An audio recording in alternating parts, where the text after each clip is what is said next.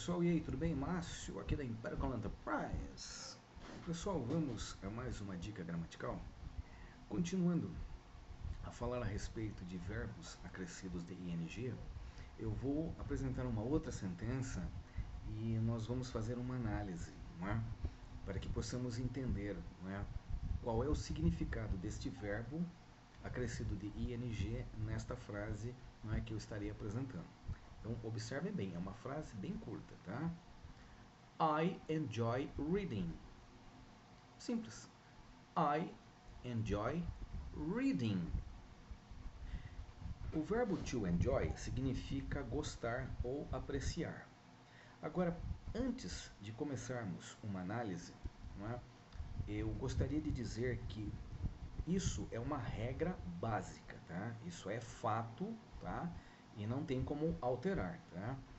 Normalmente, depois do verbo enjoy, o verbo que vem logo após sempre, isso é regra básica, sempre será acrescido de ing.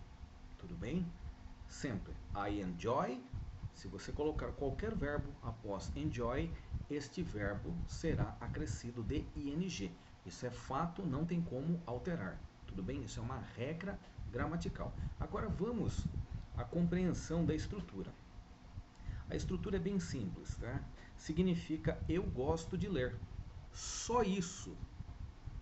Só isso. Aí você fala, poxa, Márcio, mas peraí. Mas que diacho de análise é essa que você está dizendo que vai fazer? Bom, veja bem. Agora é o seguinte. Ao falarmos I enjoy reading, eu estou dizendo que eu gosto do ato de ler, tá? Que motiva a prática da leitura, que é a ação, tá? Que, na verdade, quando nós falamos em leitura, é um estado de movimento contínuo parado e abstrato, tá?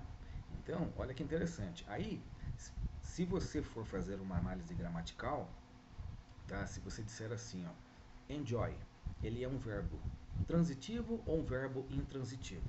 Ele é um verbo transitivo. Aí ele é um verbo transitivo direto ou um verbo transitivo indireto? Ele é um verbo transitivo direto porque ele precisa de um complemento. Então, no caso, reading passa a ser o objeto direto do verbo enjoy. Então, olha que interessante. Às vezes você fala assim, puxa vida, mas eu preciso saber de todas essas regras gramaticais para que eu possa entender que I enjoy reading significa eu gosto de ler? Bom, não necessariamente, tá? Não necessariamente. Porém, a partir do momento que você conhece a estrutura, você sabe o que você está falando. A partir do momento que você conhece a estrutura, você sabe o que você fala e o que você escreve, tá? Porque é assim, ó. Eu, infelizmente, né, ou felizmente, vamos colocar assim, felizmente, né, eu não gosto da mentira, tá? Porque mentir não leva você a lugar nenhum. Então, se eu disser para vocês hoje que eu não utilizo a inteligência artificial, eu estaria mentindo. Eu uso como ferramenta de análise, certo? Porém, a inteligência não te dá 100%. Então, é aquela história. Utilizar a inteligência como uma ferramenta de ajuda, como uma ferramenta de apoio, é de suma importância, porque hoje, infelizmente, ninguém consegue viver hoje sem a inteligência artificial. E cada vez mais ela vai tomar o seu lugar no mundo, tá? Isso aí é um fato que não tem como mudar. Porém, é aquela história, mas isso não quer dizer que nós não tenhamos que aprender a raciocinar inglês, tá? Então, quando eu faço as análises, é claro que eu questiono, mas muitas vezes eu encontro erros graves, tá? E fica até divertido, né? A minha conversa, né? Porque eu faço uma brincadeira. Eu sou da década de 70, não é? Então, quando eu era moleque, quando eu era garoto, ali por volta dos meus 10, 11 anos, eu assisti um seriado de TV chamado Knight Rider, a Super Máquina, não é? E era um carro que fora construído, era um carro indestrutível que naquela época, em 1982, já falava-se em inteligência artificial, em 1982. Tá? O carro falava, o carro pensava, o carro executava, era uma coisa fantástica. Nós sonhávamos em ter um carro daquele, né? Um carro indestrutível, que pulava, atravessava muro, o carro era indestrutível. Você atirava no carro, o carro não sofria um arranhão, era Coisa espetacular. Mas isso em 1982. Então, e aí eu apelidei, não é? A minha conta no chat GPT de Jarvis, que é a inteligência artificial que é comandada pelo Homem de Ferro, que é Tony Stark, e uma outra inteligência, ou seja, uma outra plataforma, não é? Eu apelidei de KIT, não é? KIT, que é Night Industry 2000, que é um modelo 2000 das indústrias Night, que faz o papel do carro, né? Que fala, não é? Que é bem interessante, então é divertido. Mas muitas vezes eu encontro erros, entendeu? Assim, na questão do português, na questão do inglês, tá? Eu já observei. Então, ficar dependente pode ser um pouco perigoso. Então, por essa razão, eu sempre falo que nós deveríamos aprender a raciocinar inglês, aprender a pensar em inglês para poder falar inglês. Então, uma dica interessante é a questão da leitura, tá? Porque a leitura ajuda muito nesse processo, e a questão da prática de escrita, que é fundamental. Por quê? Porque quem escreve bem fala bem, tá?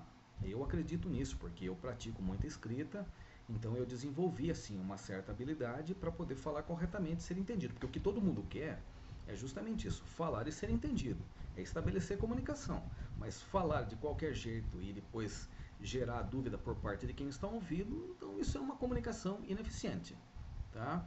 Então vamos começar a mudar um pouco essa forma de enxergar o estudo da estrutura gramatical. Então, essa estrutura aqui apresentada, I enjoy reading, significa que eu gosto de ler, eu gosto da leitura. A leitura, não é? Ela agrada-me, né? Porque falar me agrada, o erro de português aí é grave, não é? Mas o engraçado é que ninguém fala assim, não é?